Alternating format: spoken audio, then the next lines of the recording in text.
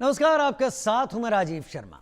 Bharat America के good book में सबसे ऊपर आता था, जिसे अमेरिका का एशिया में सबसे भरोसेमंद साथी माना जाता था। लेकिन ट्रेड किंग ट्रंप ने इस भरोसे को चकनाचूर कर दिया। ट्रंप पर मेक अमेरिका ग्रेट अगेन यानी मागा का नशा कुछ यूं चढ़कर बोल रहा है कि उन्हें गलत और सही में फर्क समझ में नहीं आ रहा। शायद यही वजह है कि ट्रंप ने भारत पर 50% टैरिफ लगा दिया। दुनिया जानती है कि आज की तारीख में भारत दुनिया का सबसे बड़ा बाजार है, तो वहीं अमेरिका दुनिया की सबसे बड़ी इकोनॉमी। लेकिन फिर भी भारत ट्रंप के आगे झुकने को तैयार नहीं है। प्रधानमंत्री मोदी के बयानों से साफ है कि भारत अमेरिका के इस टैरिफ नीति के सामने सरेंडर नहीं करेगा। अमेरिका के राष्ट्रपति डोनाल्ड ट्रंप टैरिफ कर रहे हैं और भारत के साथ रिश्तों को बिगाड़ चुके हैं। खुद अपने ही देश में ट्रंप अब घिरे हैं, लेकिन भारत भी ट्रंप को कड़े जवाब दे रहा है। डट कर सामने खड़ा है, अपनी कूटनीतिक चाल से ट्रंप को जवाब दे रहा है। अमेरिका नहीं जानता 50% टैरिफ के लागू होने से पहले ही भारत ने अपनी आर्थिक और कूटनीतिक रणनीति तेज कर दी थी। बढ़े हुए टैरिफ से होने वाले नुकसान को कम करने के लिए बीते कुछ महीनों में भारत सरकार ने कई देशों से कई डीलें की हैं।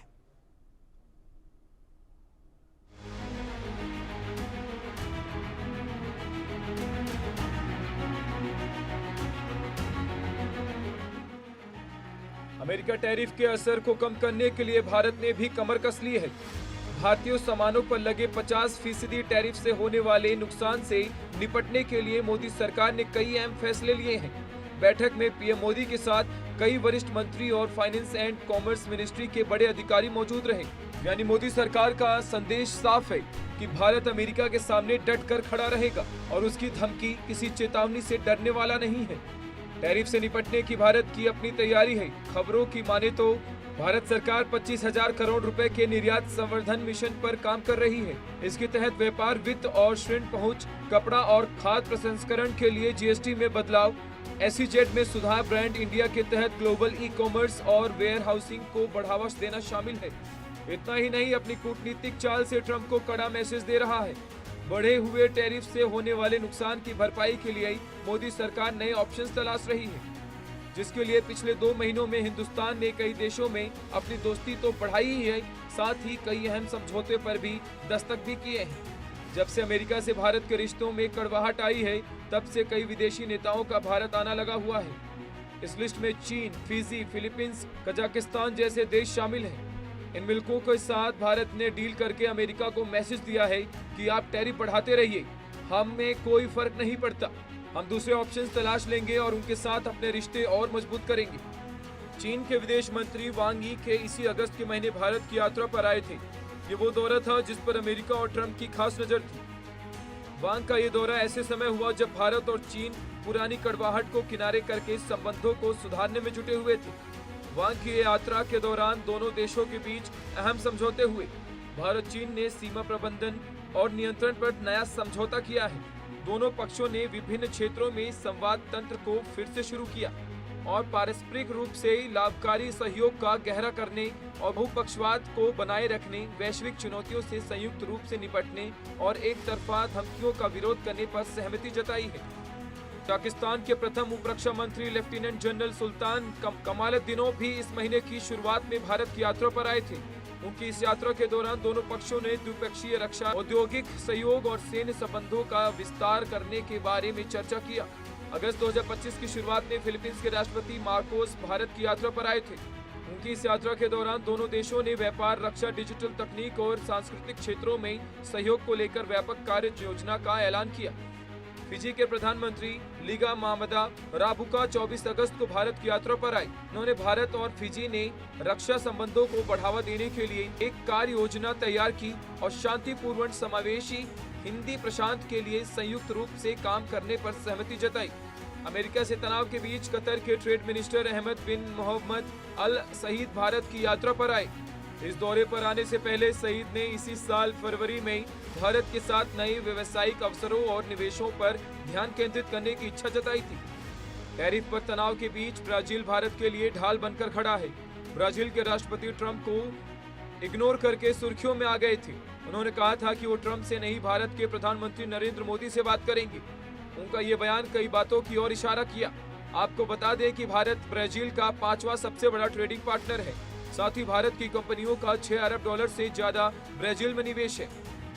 पीएम मोदी 28 अगस्त से जापान और चीन के दौरे पर जाने वाले हैं। इस यात्रा के दौरान पीएम मोदी भारतीय और जापानी उद्योगपतियों के साथ एक बिजनेस लीडर्स के मंच पर भाग लेंगे, जिसका लक्ष्य दोनों देशों के बीच व्यापार, निवेश, प्रौद्योगिकी के क्षेत्र में सहयोग को बढ़ाना होगा। जापान के बाद पीएम मोदी चीन जाएंगे। इसके बाद सितंबर में रूस के राष्ट्रपति व्लादिमीर पुतिन भारत आएंगे। यानी ये सब वो ठोस कदम है जो भारत टैरिफ के असर को कम करने और अमेरिकी राष्ट्रपति ट्रंप को सख्त मैसेज देने के लिए उठा रहा है। भारत अपनी कूटनीतिक चालों से ट्रंप को जवाब दे रहा है कि अमेरिका टैरिफ करता रहे, लेकिन इससे भारत को कोई फर्क नहीं पड़ता। Bureau report, India news.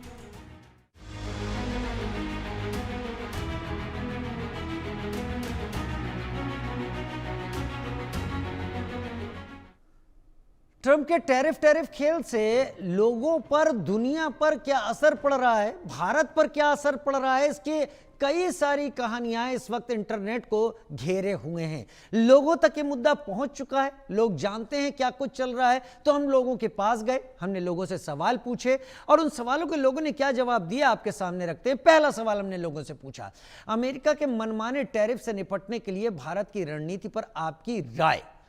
Tariff का बोझ बेअसर होगा, 35% लोगों ने कहा ऐसा हो जाएगा। अमेरिका बैकफुट पर आएगा, 51% लोगों ने कहा कि ऐसा होगा। और दोनों ही चीजें होंगी, 14% लोग ये मानते हुए यहां पर दिखाई पड़े। दूसरा सवाल हमने दर्शकों से पूछा, क्या अमेरिका वैश्विक अर्थव्यवस्था के संतुलन को बिगाड़ने की कोशिश कर रहा है? 89%, 89% ने कहा हाँ बिल्कुल ऐसा ही कर रहा है। 5% ने कहा कि ऐसा नहीं कर रहा है और 6% ने कहा कि इस पर कुछ स्पष्ट तौर पर हम कह नहीं सकते। तीसरा सवाल भी लेते हैं, क्या भारत अमेरिका की इस नीति को पहले ही भांप गया था? 74% लोगों ने कहा कि हाँ भारत इसको भांप गया था, क्योंकि भारत ने जो अलग अलग देशों के साथ डील शुरू की वो शायद इसका इशारा थी। 20% ने कहा था कि भारत नहीं भांप पाया था कि अमेरिका इतना ज्यादा टैरिफ बढ़ा देगा पेनल्टी के साथ। 6% ने इस पर कुछ भी नहीं कहा। हमारे साथ दो खास मेहमान इस वक्त जुड़ रहे हैं। हमारे साथ आकाश जिंदल अर्थशास्त्री के तौर पर जुड़ रहे हैं और विनोद कुमार शुक्ला विदेश मामलों के जानकार के तौर पर इस वक्त जुड़ रहे हैं। अभी इस वक्त मेरे साथ विनोद कुमार शुक्ला विदेश मामलों के जानकार के तौर पर इस वक्त जुड़ चुके हैं।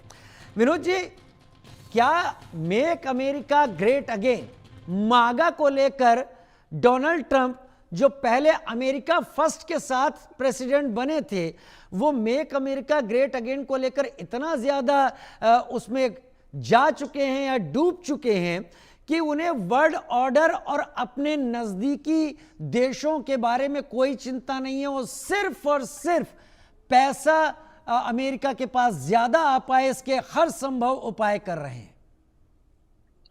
देखिए, आप अगर प्रश्न से पहले आंसर डिसाइड कर लीजिएगा तो आपको मुश्किल होगी जी। तो अभी जो अमेरिकी राष्ट्रपति ट्रंप का है मेक अमेरिका ग्रेट अगेन मागा का नारा, राजीव जी, वो उसी तरह का है। आपने कंक्लूजन पहले ड्रॉ कर लिया है। आपने मतलब वो वैसा ही हुआ कि आपने बिना दीवार बनाए और छत बनाने की कल्पना कर ली है। किसी बिल्डिंग को बनाने के लिए आपको पहले नींव बनानी पड़ती है, दीवारें बनानी पड़ती है, छत उस पर टिकता है। तो ये बेसिकली जो योजना है ट्रंप की वो फॉल्टी है। और दूसरा ये कि ये मेक अमेरिका ग्रेट अगेन का नारा जो है वो आप अकेलेपन में या सिलोस में नहीं दे सकते हैं, इसलिए कि अमेरिका के ग्रेटनेस में, अमेरिका के ग्रोथ की डिपेंडेंसी जो है वो और बहुत सारे चीजों पर निर्भर करती है। और भारत उसका एक बड़ा प्लेयर है अभी ग्लोबल इकोनॉमी, ग्लोबल पॉलिटी, जियो पॉलिटिक्स कह लीजिए। तो ये कहना कि वो जो पैसा कमाने के चक्कर में इस तरह का नारा दे रहे हैं और इस तरह की पॉलिसीज बना रहे हैं, टैरिफ इंप्लीमेंट कर रहे हैं, ये फॉल्टी है। और कहीं ऐसा ना हो मेक इंडिया ग्रेट के चक्कर में, मेक अमेरिका ग्रेट के चक्कर में मेक अमेरिका पॉपर वाला साबित ना हो जाए और इसमें अमेरिका को बहुत भारी नुकसान हो सकता है।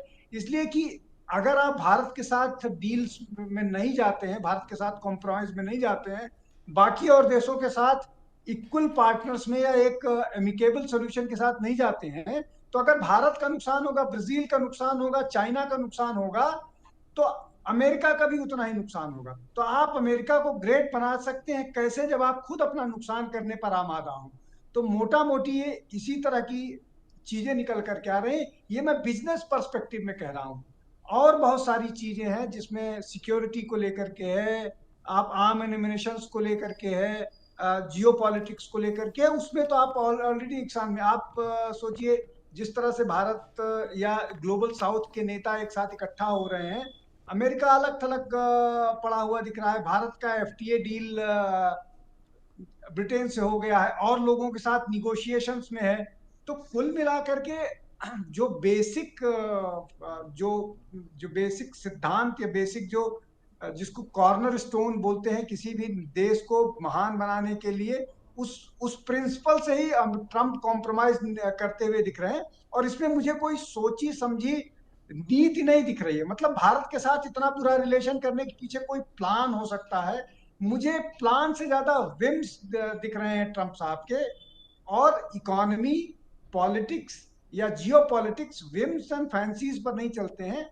आपको अपने इंटरेस्ट कैटर करने होते हैं फॉर श्योर, लेकिन आप दूसरे के इंटरेस्ट को निग्लेक्ट नहीं कर सकते हैं। और अगर आप निग्लेक्ट भी कर रहे हैं, तो क्या सामने वाला अपने इंटरेस्ट को निग्लेक्ट करने के लिए, कॉम्प्रोमाइज करने के लिए, हार्म करने के लिए तैयार है? कम से कम भारत नहीं दिख रहा है। और उसका ही प्रमाण ये है कि अभी जब पिछले दिनों में जिस तरह की खबरें आ रही हैं जर्मन न्यूज़पेपर की और जापानीज न्यूज़पेपर की, कि ट्रंप ने 4 बार कोशिश की प्रधानमंत्री नरेंद्र मोदी से बात करने की, और प्रधानमंत्री नरेंद्र मोदी ने उनसे बात नहीं की, उनको मालूम है। और जिस तरह से लगातार अब उसको आप झूठ कहिए या उनकी स्ट्रैटेजी का हिस्सा कहिए, और लगातार हाँ, इसीलिए ये आपने बात अच्छी कही है। उनकी स्ट्रेटेजी का हिस्सा कैसे हो सकता है?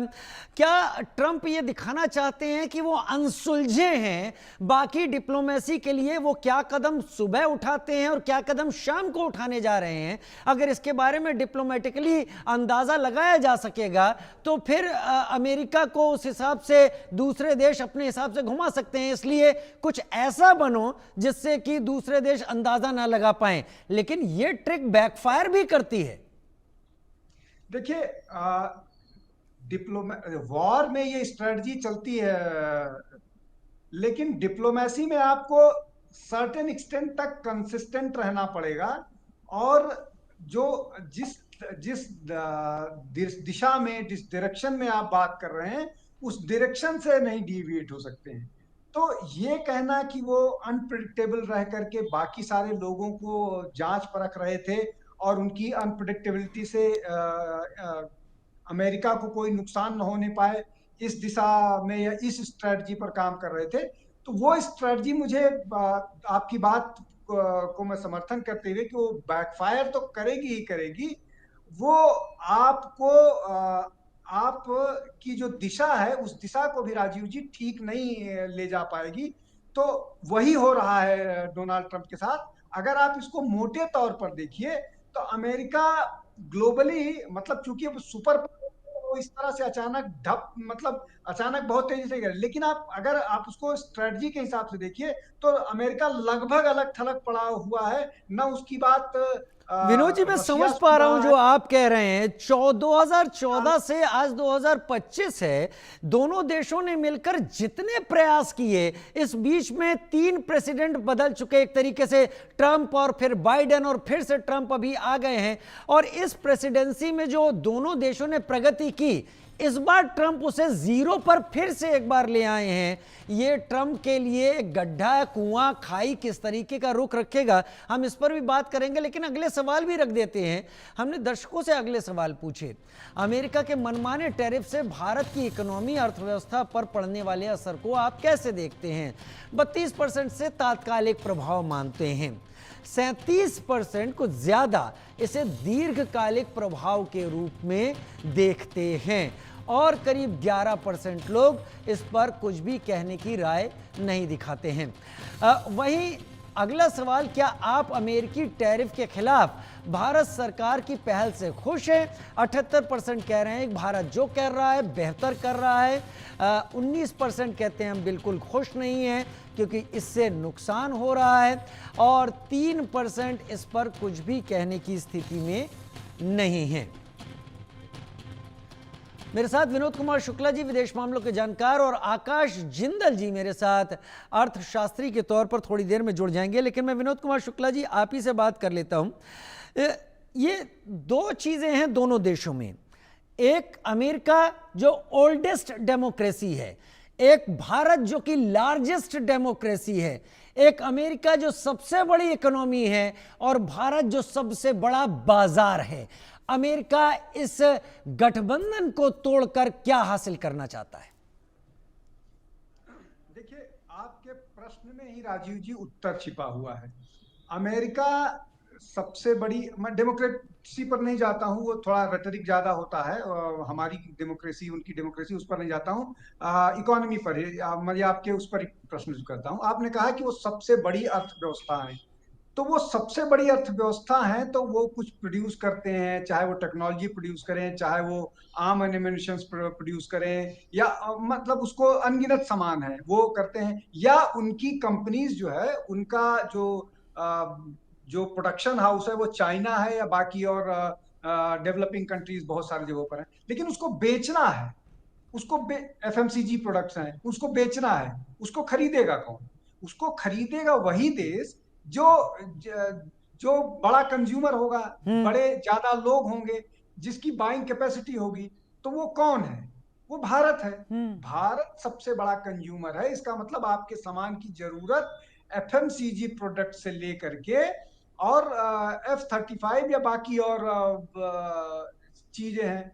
तो आप अगर एंटेगनाइज करना चाह रहे हैं, आप ये चाह रहे हैं कि भारत कॉम्प्रोमाइज कर ले अपने एग्रीकल्चर सेक्टर को, जो हमारा सबसे बड़ा एम्प्लॉयर है, जो एम्प्लॉयमेंट जनरेट जहां सबसे ज्यादा होता है, उसको कॉम्प्रोमाइज कर ले, और आपके ऐसे चीजों को स्वीकार कर ले जो न केवल हमारी इकोनॉमी को का भट्ठा बैठा देगा, बल्कि हमारा एम्प्लॉयमेंट खराब को नुकसान पहुंचाएगा और हमारी जमीनों को नुकसान पहुंचाएगा। फिर उसमें बहुत सारे ऐसे चीजें हैं जिसको भारत पहले से ही मना कर चुका है। तो ये डिसाइड अमेरिका को करना है कि वो भारत जैसे कंज्यूमर मार्केट को बचा करके रखना चाह रहा है, या अपना सामान बना करके या ना बिना बनाए वो अपनी इकोनॉमी जो लगभग 3% के आसपास या उससे कुछ नीचे पर ग्रो कर रही है, वहीं पर रोके और नुकसान पहुंचाए। अब भाई, आप अगर आपके प्रोडक्ट्स बाजार में बिकेंगे ही नहीं, आपकी इकोनॉमी जनरेट ही नहीं होगी, तो आप कहाँ, क्या आपको उससे फायदा होने वाला है? आपकी इकोनॉमी कहाँ से ग्रेट बना पाइएगा? तो कुल मिलाकर के जो स्थिति है वो यही है कि जो सबसे बड़ी अर्थव्यवस्था है, उस अर्थव्यवस्था को बना करके, अभी तो ग्रोथ बढ़ा पाएंगे कितना, ये बड़ा प्रश्न है। उसको जो ग्रोथ रेट अमेरिका का है, उस ग्रोथ रेट को सस्टेन भी कर पाए, ये प्रश्न है। और उस प्रश्न को एड्रेस करने के लिए भारत जैसी अर्थव्यवस्था के साथ आप अगर झगड़ा मोल लीजिएगा तो आप सिर्फ अपना नुकसान कीजिएगा।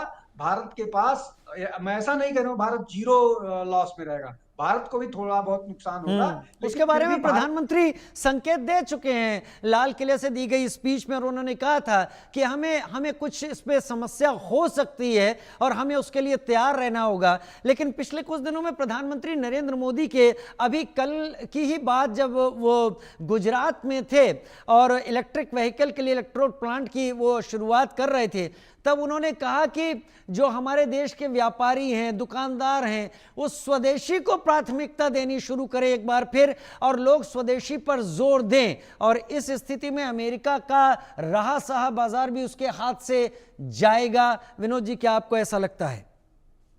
नहीं, बिल्कुल। देखिए, स्वदेशी आंदोलन को लेकर के बहुत लंबे समय से कैंपेन भी चल रहा है और बहुत सारे लोग इस पर काम करते हैं, और जिस राजनीतिक दल की सरकार है, उस दल का एक जो मेंटोर ऑर्गेनाइजेशन है आरएसएस, उनकी एक ब्रांच स्वदेशी जागरण मंच, वो इसको लेकर के बहुत सारे काम कर रहे हैं। और अगर वो कैंपेनिंग शुरू करेंगे, एक बार चाइना को लेकर के उन्होंने 3-4 साल पहले इस तरह का कैंपेन चलाया था, चाइना को बहुत नुकसान हुआ था। अमेरिका को लेकर के अगर इस तरह का कैंपेन होगा तो उनको नुकसान होगा स्वदेशी चीजों को। मैं एक और बात जोड़ दूं अभी आपके उसमें, भारत जो तेजस को बनाने के लिए उसके इंजन को लेकर के कई सारे देशों से बातचीत चल रही थी। अमेरिका भी उसमें था, फ्रांस और भी देश थे। मुझे लग रहा है अभी जो जो खबरें आई थी कि तेजस का कोई इतना ऑर्डर मिल गया है, उसका इंजन कहाँ से आएगा, इस सब को इन सारी चीजों को अमेरिका को सोचना चाहिए कि कहीं ऐसा ना हो कि अमेरिका की इस जिद में कुछ बड़ा नुकसान अमेरिका को हो जाए। इसलिए नहीं, कि हाँ, अब वो जानकारियां जो आप दे रहे हैं, 120 किलो न्यूटन का एक इंजन सैफरन नाम की कंपनी फ्रांस के साथ भारत आगे बढ़ चुका है, लेकिन फिलहाल तेजस के लिए उन इंजनों की बात, जी से F414 इंजनों की बात अभी चल रही है। अगर ये टूटता है तो अमेरिका को यहां नुकसान होगा। लेकिन 18% के करीब का भारत निर्यात करता है, जो भारत की कुल जीडीपी का 2.2% है। 2% के करीब भारत को निर्यात करता है, जो हिस्सा अमेरिका को पड़ता है। इसमें नफा नुकसान किसका है? क्या अगर अमेरिका भारत के सभी प्रोडक्ट पर, जैसे मैंने देखा इंडियन पोस्टल डिपार्टमेंट ने वो बुकिंग्स बंद कर दी हैं, पहले ही बंद कर दी थी, जो 27 के बाद डिलीवर होनी शुरू होंगी अमेरिका के अंदर, तो एक तरीके से एक शुरुआत है, इशारा इस बात का कि अब हम अमेरिका को अभी डिलीवर नहीं करेंगे चीजें। नुकसान क्या भारत को होगा? 2.2% जो हमारी जीडीपी का अमेरिका को निर्यात है। नहीं, निश्चित तौर पर हमको भी नुकसान होगा। बहुत सारी चीजों को हमको दूसरे ऑप्शंस तलाश करने पड़ेंगे। और जैसा हम चर्चा कर रहे हैं, अब चूंकि एक एक सामान, एक एक चीज, एक एक उसका नाम नहीं लिया जा सकता, विनोद लेकिन सर, ये उन बड़ा सारी नुकसान चीज होगा क्या? विनोद सर, ये बड़ा नहीं, नुकसान होगा? मुझे बड़ा नुकसान होता हुआ नहीं दिख रहा है। अब मैं उसको इस तरह से कह रहा हूं कि ऐसा नुकसान नहीं होगा जिसको हम रिकवर कर पाए। नुकसान होगा, नुकसान नजर भी आएगा, लेकिन वो ऐसा नुकसान नहीं होगा जिसको हम रिकवर न कर पाए। हो सकता है हमको उस नुकसान की भरपाई करने में साल भर का टाइम लग जाए, हमको उसका नुकसान दुरुस्त करने में 1.5 साल का टाइम लग जाए। मतलब वो ऐसा नुकसान नहीं होगा कि हमारा जो जीडीपी ग्रोथ है वो बहुत ज्यादा ऐसा है कि हम अभी मान लीजिए 6.5% का प्रेडिक्शन, लगभग 6.7 समथिंग का है, वो घट करके 3% आ जाए, 4% आ जाए। इस तरह का नुकसान नहीं होगा। थोड़ा करेक्शन होगा, थोड़े करेक्शन हो सकते हैं। जैसे अभी इस क्वार्टर का तो काफी हाई है जीडीपी का जो वो है, तो वैसा नुकसान नहीं हुआ कि हमारी 0.2 से अर्थव्यवस्था 0.4% हमारा जो ग्रोथ है उसमें डाउनफॉल आ सकता है। बहुत स्लाइड, बहुत हल्का आएगा। वही मैं कह रहा हूं कि वो बहुत थोड़ा होगा और वो बहुत थोड़े समय के लिए, दोनों बात है, बहुत हल्का होगा थोड़ा सा और थोड़े समय के लिए होगा। बाद में हम उसको दूसरे जगहों से, दूसरे तरीकों से उसको हम फिर दुरुस्त कर पाएंगे। इसलिए कि जो बाजार का मोमेंटम है, जो हमारा अंदर से बहुत सारी चीजें जो हम अपनी इकोनॉमी को स्ट्रेंथन कर रहे हैं, सरकार का ज्यादा फोकस उस पर है और वो ही वाइटलिटी देगा भारतीय अर्थव्यवस्था को। और इसलिए मैं ज्यादा ऑप्टिमिस्टिक मैं हूँ। जी राजू जी, आपने इसको बहुत कम आंका है जो इस वक्त स्थिति है। एक संक्षेप में मुझे बता दीजिए, भारत अगर अपनी इकोनॉमी को वहीं रखना चाहता है, अपनी जीडीपी को, अपनी ग्रोथ को, क्या अमेरिका का ऑप्शन ब्रिक्स में दिखाई पड़ रहा है?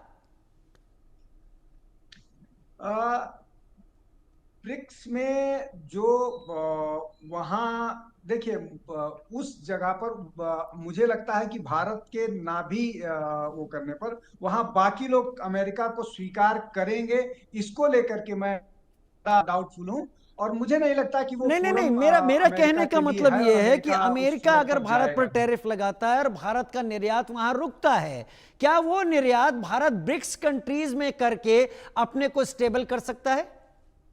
नहीं, बिल्कुल। देखिए, भारत के पास ब्रिक्स जैसे और भी फोरम हैं, और उसका एक और बड़ा आप समझिए कि जो ग्लोबल साउथ को लेकर के इनिशिएटिव शुरू हुआ था, अभी जो है वो ग्लोबल साउथ को लेकर के इनिशिएटिव में उस मोमेंटम को बढ़ाने की सरकार कोशिश जी। कर रही है।